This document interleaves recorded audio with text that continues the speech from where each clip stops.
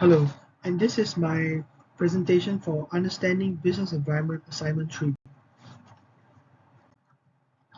This is a supply and demand diagram showing the market before a consumption tax. Producers and consumers both have a large surplus as shown. The market is at equilibrium, as the price at Q1 is at a level both consumers and producers accept.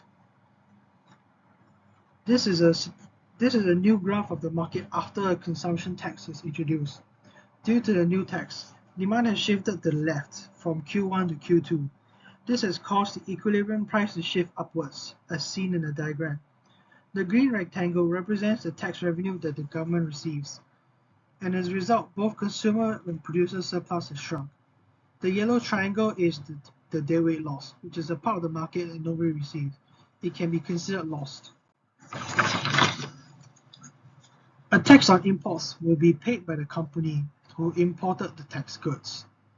As the price to import these goods has risen, the company may choose to import the affected good in smaller quantities so as to maintain profitability. In the diagram shown, the tariff has caused suppliers to reduce the quantity of the affected goods imported. This shifts the supply curve to the left as seen. In this diagram, the deadweight loss is shaded in the small triangle in the center. The difference between the deadweight loss in question 1 and 2 is that in question 1, the deadweight loss is a result of the demand curve moving to the right. Here, the deadweight loss is a result of the supply curve moving to the left, while the demand curve has not changed.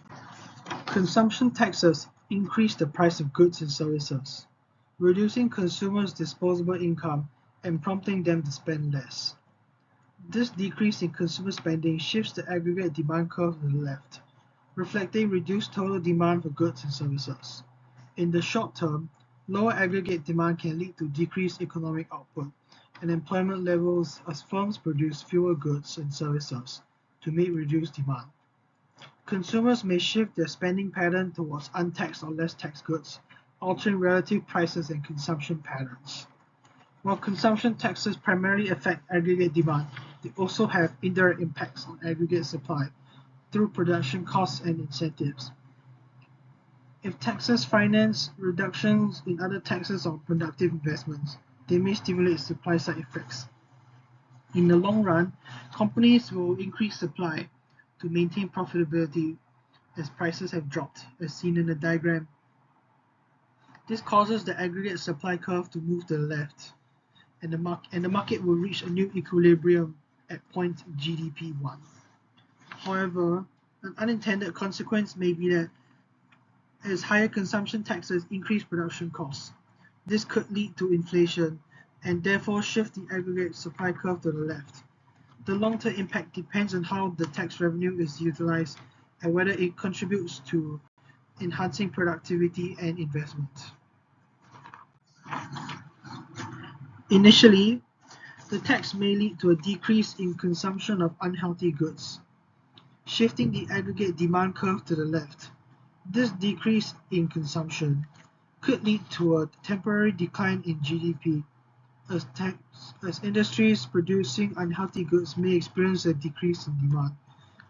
However, this decrease in consumption of unhealthy goods could lead to a decrease in healthcare costs related to diseases caused by poor diets, which could partially offset the initial decline in economic output.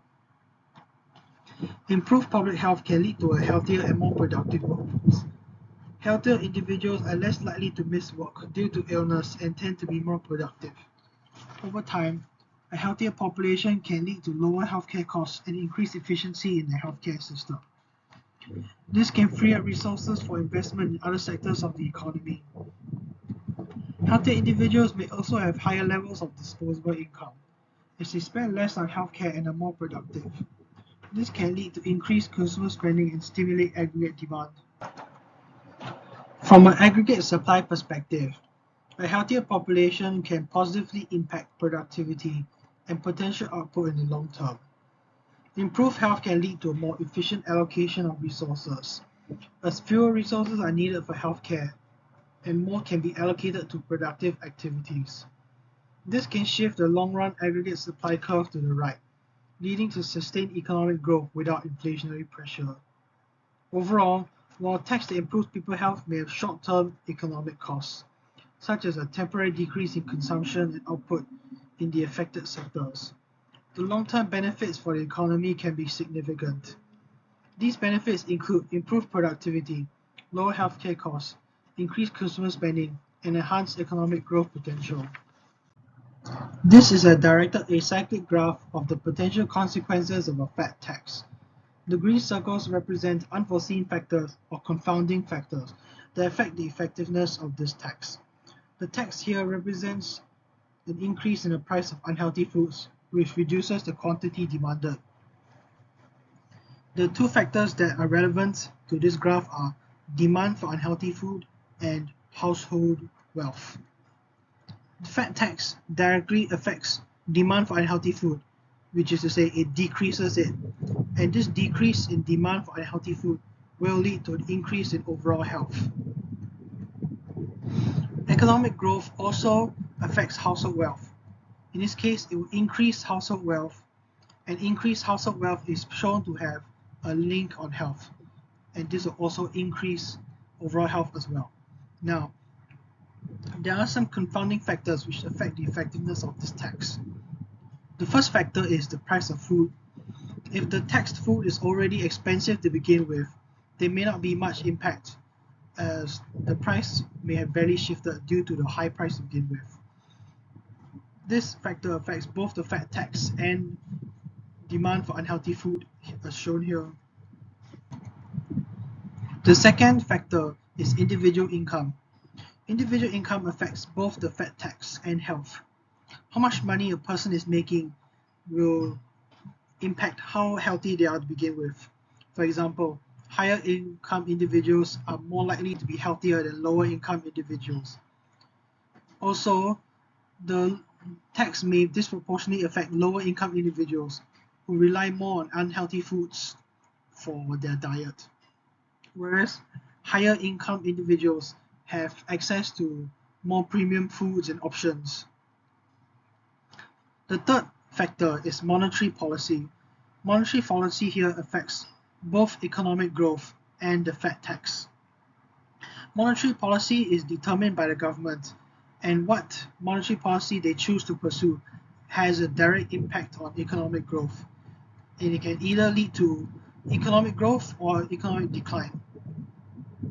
This fat tax is also a part of the monetary policy, as a tax introduced by a previous government can be undone by the current government, which may choose to pursue a different monetary policy and see that the fat tax is not a part of their policy.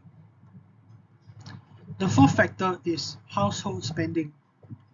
Household spending has a big impact on overall economic growth, as the level of household spending determines a whole bunch of factors like how much money is flowing into the economy and what products are being bought. Additionally, household spending can also have a direct impact on health, as households choose to spend food on foods that are healthier. However, if they have reduced spending, they may instead choose to prioritize lower cost foods, such as those that are unhealthier in times of a crunch. This tax increases the price of unhealthy foods, which will lead to a decrease in their consumption. This price increase might be more noticeable for low-income individuals who tend to spend a higher proportion of their income on food. There's a risk that these taxes might disproportionately affect low-income individuals who may already face barriers to accessing healthy food options. The impact on producers and retailers is that they may experience a decline in sales and profits due to decreased demand. By discouraging the consumption of unhealthy foods, fat taxes can contribute to reducing obesity rates and related health problems such as diabetes, heart disease, and certain cancer. This tax can nudge consumers towards making healthier food choices, especially if healthy options become relatively cheaper compared to unhealthier taxed items.